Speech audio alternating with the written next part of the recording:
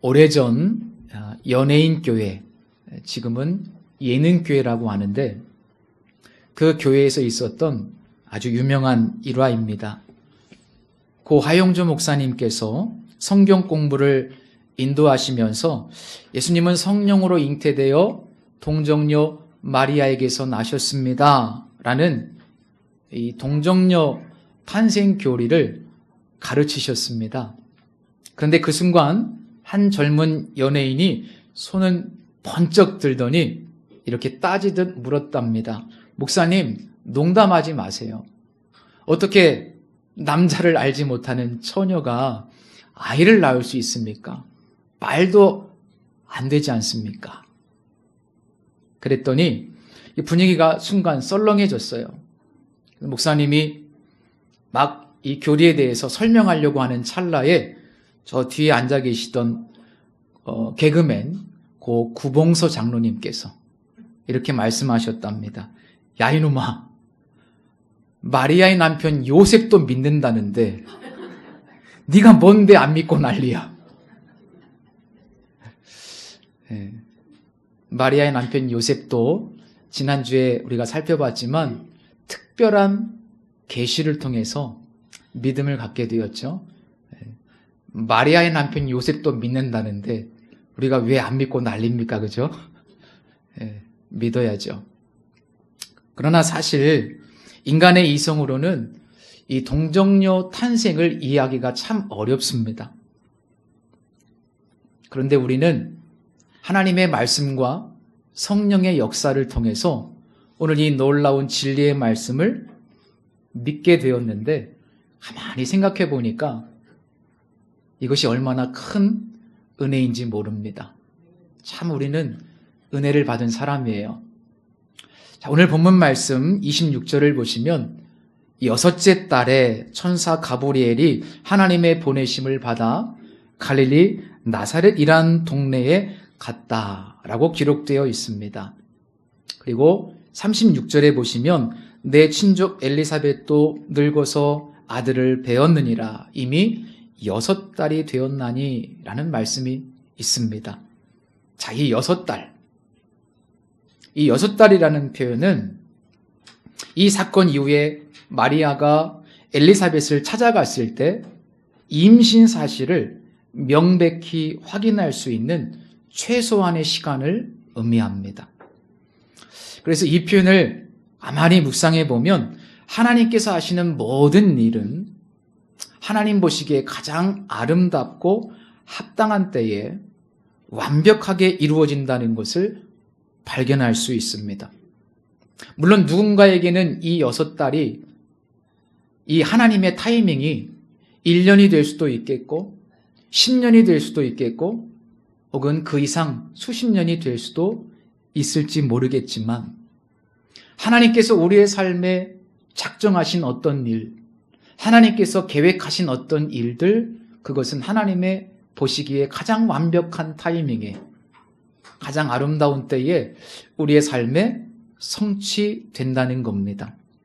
왜냐하면 우리가 믿는 하나님은 실수가 없으시고 전지전능하시기 때문입니다.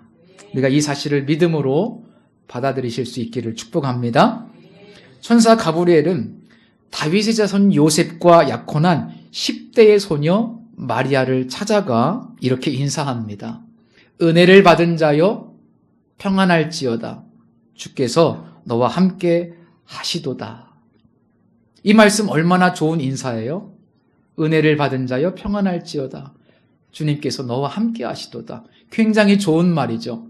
그런데 마리아는 당황스러웠습니다. 불안했습니다. 어리둥절했습니다. 왜냐하면 낯선 사람이 낯선 인사를 찾아와서 했기 때문입니다. 어떻게 보면 이 마리아의 반응은 당연한 것이라고 생각해요.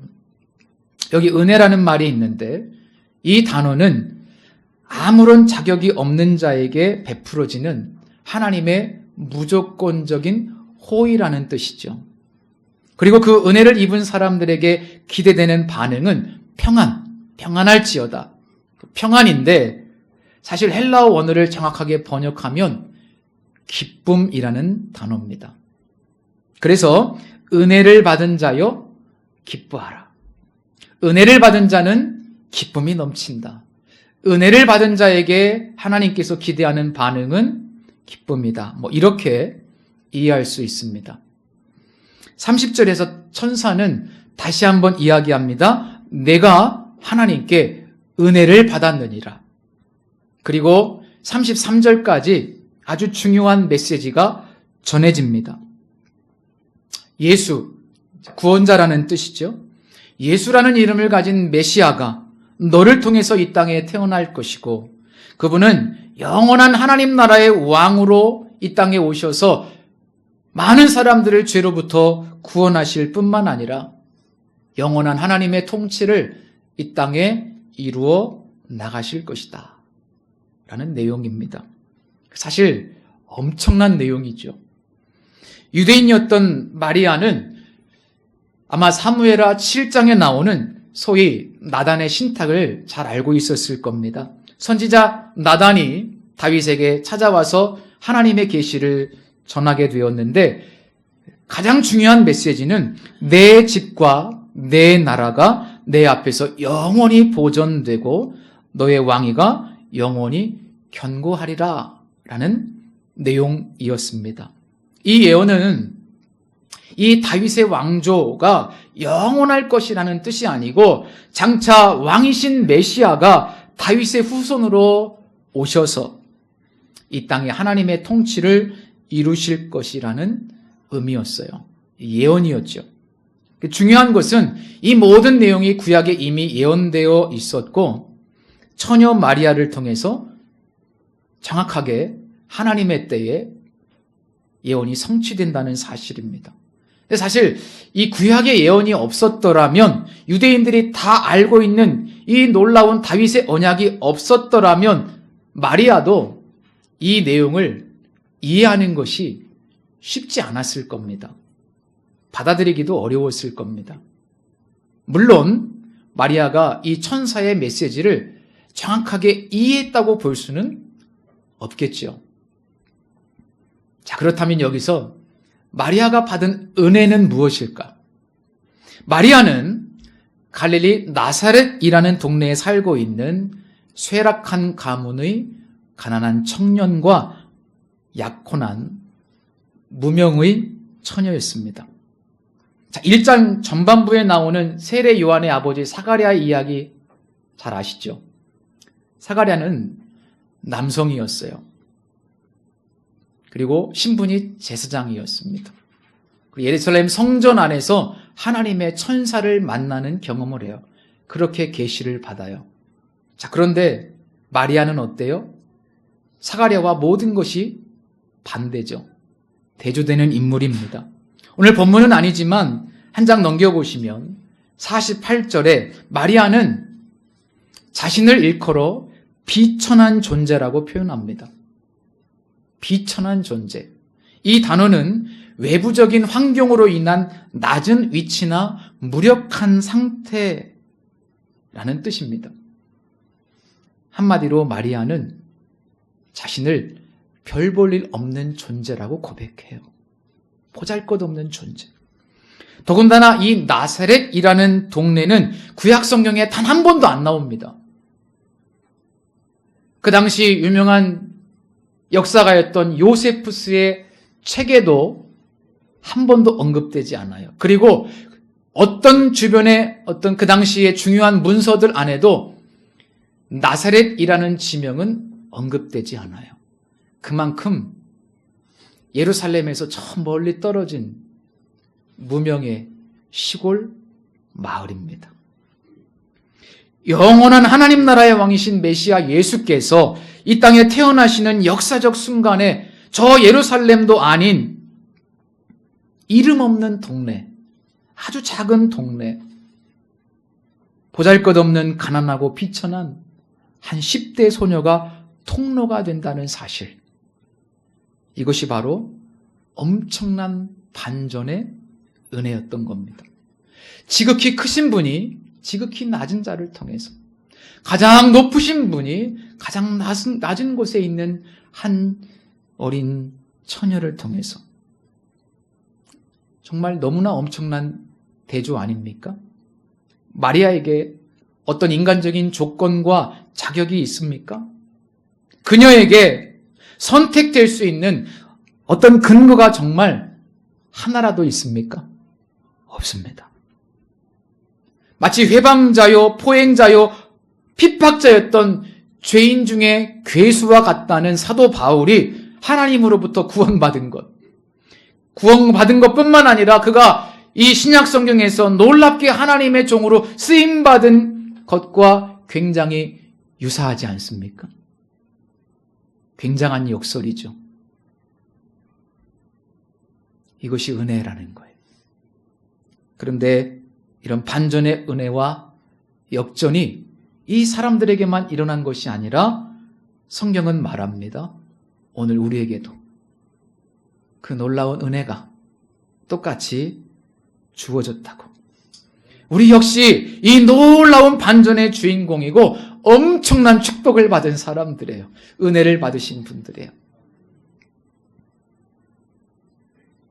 성경을 보면 이런 놀라운 은혜를 받은 사람들은 기뻐했습니다.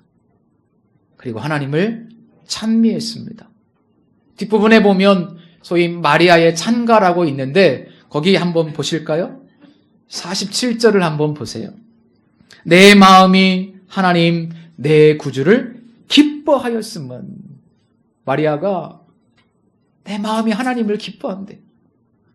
엄청난 감격 속에서 하나님께 이 찬미를 올려드리고 있는 것을 봅니다. 그래서 이 기쁨은 마치 막 용암이 폭발하듯이 내 마음속에서 그 하나님의 놀라운 은혜 앞에 너무나 감격스러우고 기뻐서 나 같은 사람이 비천한 존재가 어떻게 이런 축복을 받을 수 있는가. 그래서 이게 찬양으로 막 터져 나오는 거예요. 여러분 오늘 찬양하실 때 어땠습니까? 예배전 찬양하실 때 막 억지로 그냥 막 찬양하셨어요? 찬양 안 나오는데 힘들었습니까? 아니면은 그 은혜로 인한 기쁨으로 막 찬양이 터져 나오셨습니까? 사람이요, 이 은혜가 충만해지면 어떤 환경과 조건이 상관이 없어요. 찬양이 터져 나오게 돼 있어요.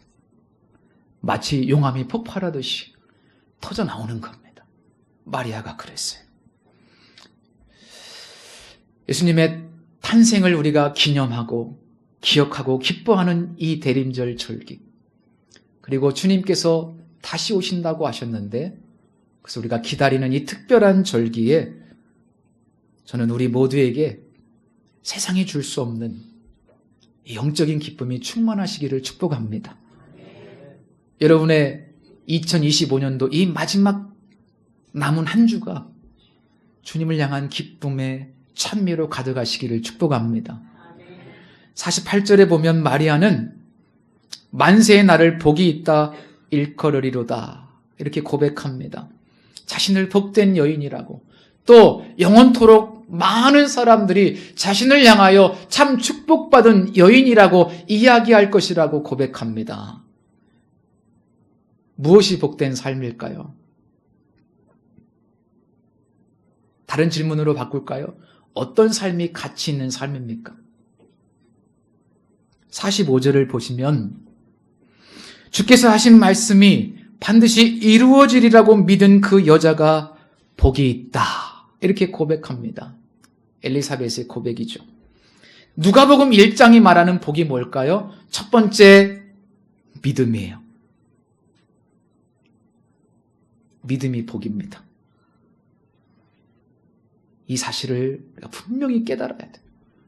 우리에게 믿음이 있다는 것.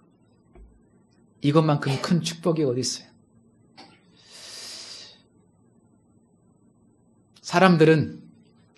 세상 사람들은 잘 사는 거 복이라고 하죠. 그런데 물질은요, 가치 중립적이에요. 정말 성경적인 청지기적 가치관으로 잘 준비되어 있는 사람에게 물질은 복이 될 수 있습니다. 그러나 그렇지 않은 분들에게 많은 물질은 오히려 독이 됩니다. 저주가 돼요. 믿음이 준비되지 않은 사람들에게 많은 소유는 저주가 돼요. 사람을 변질시킬 수 있습니다. 그래서 돈이라고 하는 것은 복이 아니에요. 가치 중립적인 거예요. 진짜 복은 믿음이에요. 적어도 누가복음 1장에서 우리에게 진짜 복이 무엇인지를 가르쳐줘요. 두 번째 진짜 복이 무엇일까요? 하나님 나라와 영광을 위해서 나 같은 비천한 존재가 쓰임받는 것. 만왕의 왕이신 하나님께서 나를 통해 일하시는 것이 축복입니다. 한 나라의 대통령이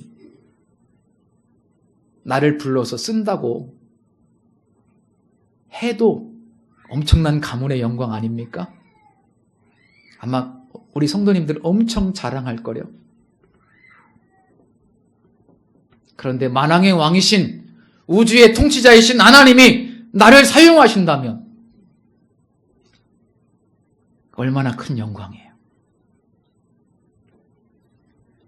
이 두 가지가 성경이 말씀하고 있는 축복이에요. 믿음, 하나님 앞에 쓰임받는 것, 하나님이 나를 사용하시는 것. 마리아는 세상 사람들이 말하는 그런 축복은 받지 못했어요. 그러나 이 두 가지 놀라운 축복을 받았습니다. 여러분 앞으로 지금까지도 그래 오셨겠지만 살아가시는 동안 다른 축복보다 이 두 가지 축복을 사모하시기를 바랍니다. 이렇게 하나님 나라의 모든 역사는 하나님의 놀라운 은혜를 통해서 시작됩니다. 우리가 비록 비천한 존재일지라도 우리의 상황이 열악할지라도 그곳에 하나님의 은혜가 임하게 되면 반전의 역사가 일어나는 거예요. 우리가 하나님 앞에 쓰임받는데 능력과 배경은 아무 상관이 없습니다. 물론 하나님은 우리가 준비된 것을 쓰시긴 하세요. 우리가 가진 모든 능력을 사용하십니다. 그러나 그것이 부족하다고 해서 하나님이 못 쓰시는 건 또 아니에요. 그러므로 자격이 없다고 좌절하지 마십시오. 능력이 없다고 혹은 내가 가진 것이 없다고 낙심하지 마십시오. 오히려 그럴수록 하나님의 은혜의 시선을 고정하시고 날마다 그분의 은혜를 사모하시기 바랍니다. 하나님의 은혜가 임하면 내 인생에 역전이 일어나는 거예요.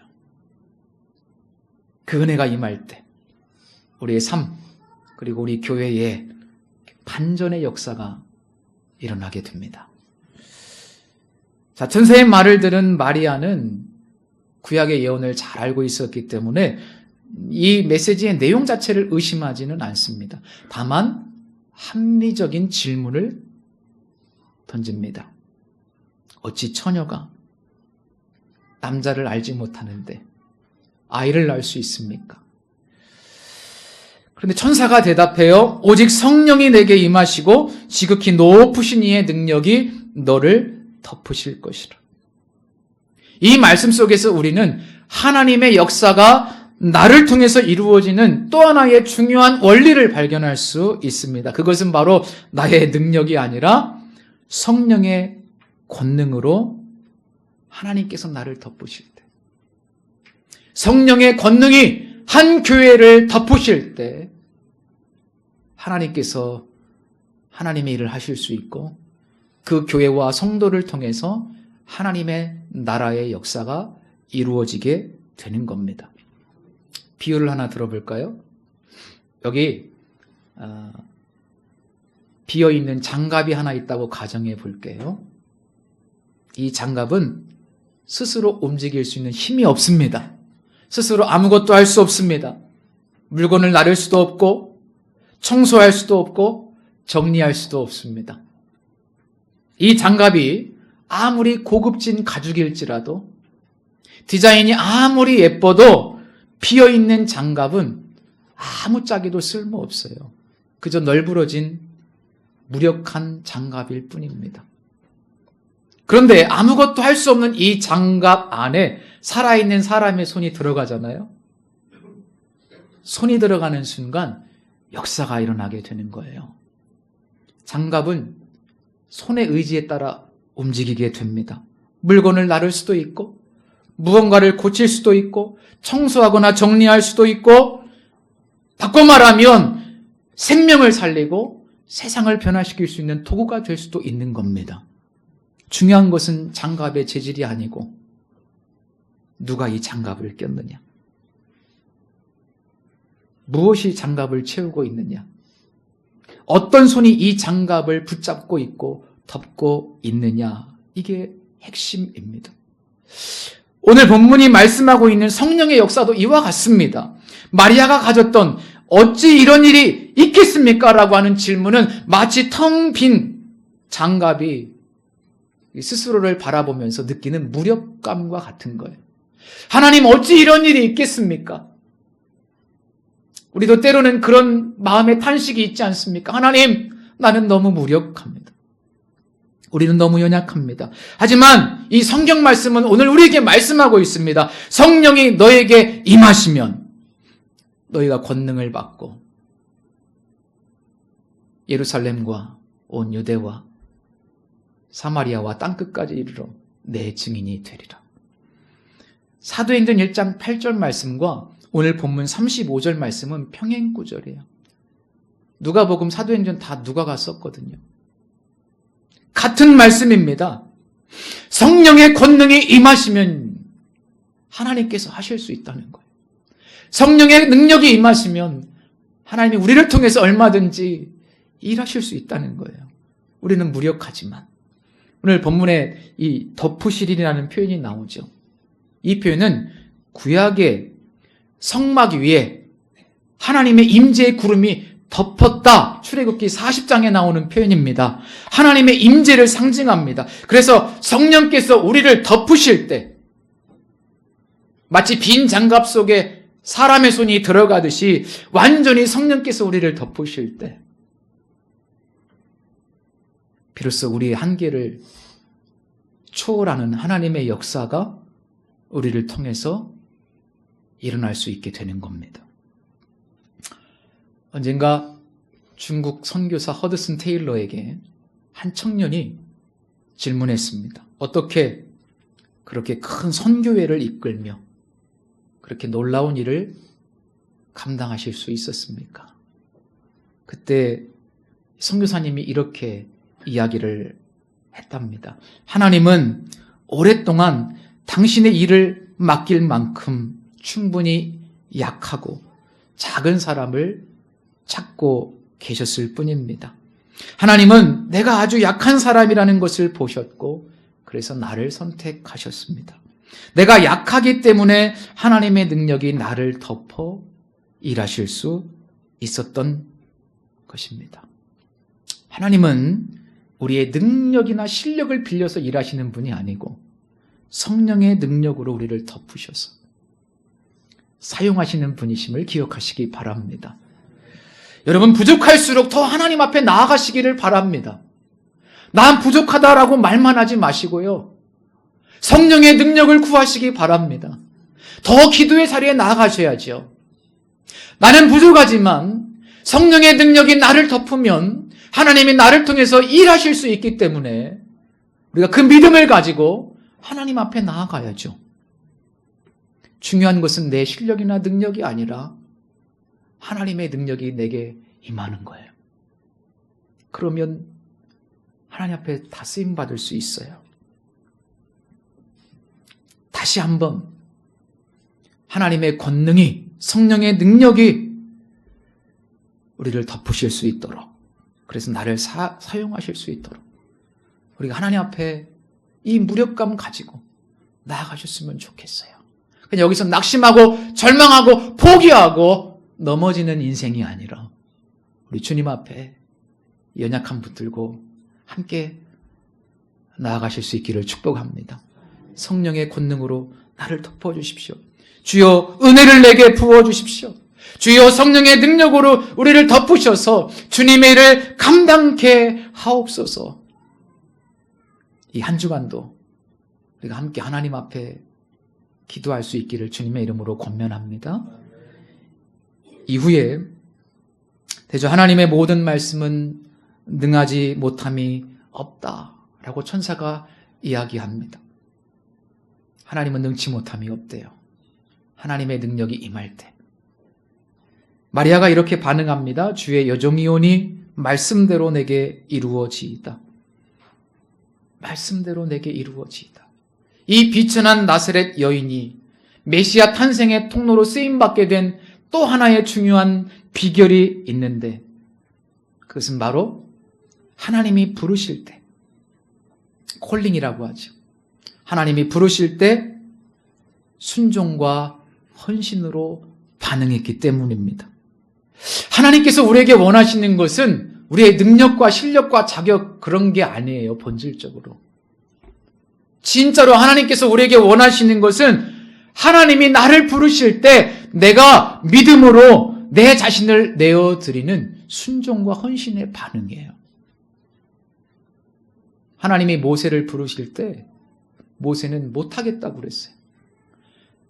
갖가지 핑계를 댔습니다. 실제로 그렇기도 해요.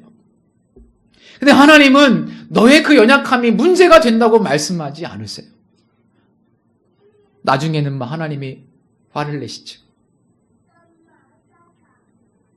여러분, 중요한 것은 우리 자신의 어떠함이 아닙니다.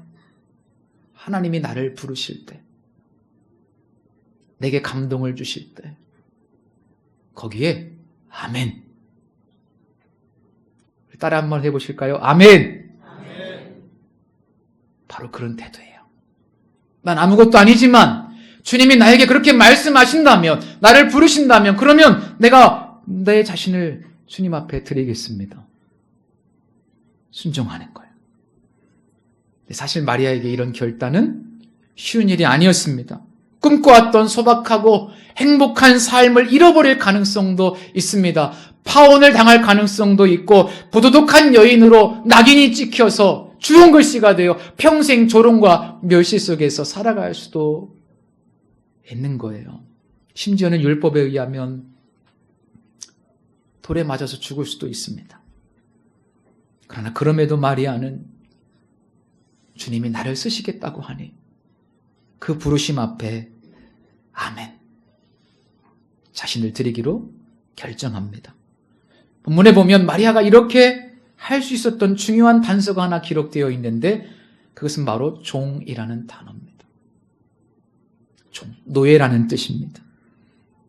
이 10대 소녀 마리아는 절대 주권자인 하나님의 종이라는 것을 깊이 인식하고 있었기 때문에 많은 대가를 지불해야 할지도 모르지만 기꺼이 하나님의 부르심 앞에 자신을 드린 거예요. 하나님의 종이기 때문에. 여러분, 주님께서 나를 쓰신다고 부르실 때 기꺼이 아멘 하실 수 있습니까?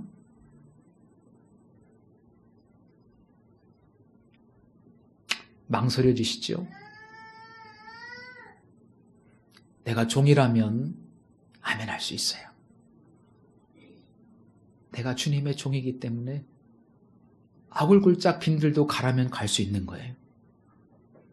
그러나 아직 여전히 내 자아가 나를 붙잡고 있다면 이렇게 응답할 수 없습니다. 여러분, 오늘 이 말씀을 통해서 내가 정말 어떤 정체성을 가지고 있는가, 내 내면에 진짜 내가 주님이 말씀하시면 내가 종이기 때문에 어떤 것도 순종할 수 있는가 한번 천천히 질문해 보시기 바랍니다. 주님의 부르심 앞에, 콜링 앞에 외면하는 분들이 얼마나 많은지 몰라요. 종이라고 하는 정체성이 없다는 거예요. 다시 말하면 예수님을 나의 주인으로 인정하고 싶지 않은 거예요. 여러분, 내 자식 내 거 아닙니다.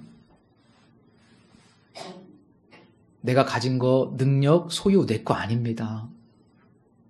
내 생명 내 거 아닙니다. 주인이 있어요. 이 어린 마리아가 어떻게 그런 믿음을 가지고 있었을까요? 정말 놀랍지 않습니까?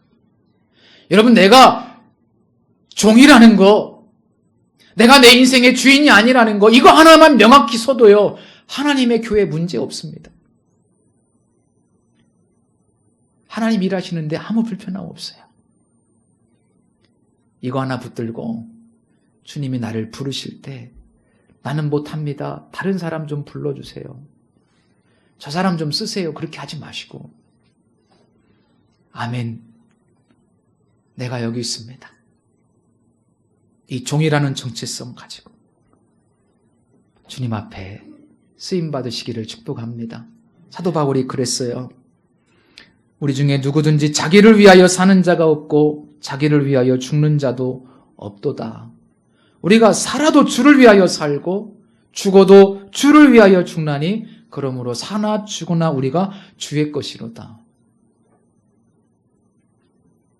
저는 이 말씀을 많이 생각해요. 종입니다. 다 종이에요.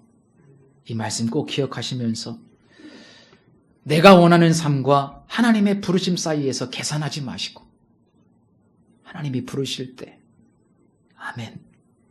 나는 종입니다. 내 몸 주님의 것입니다. 주님의 통로로 쓰십시오.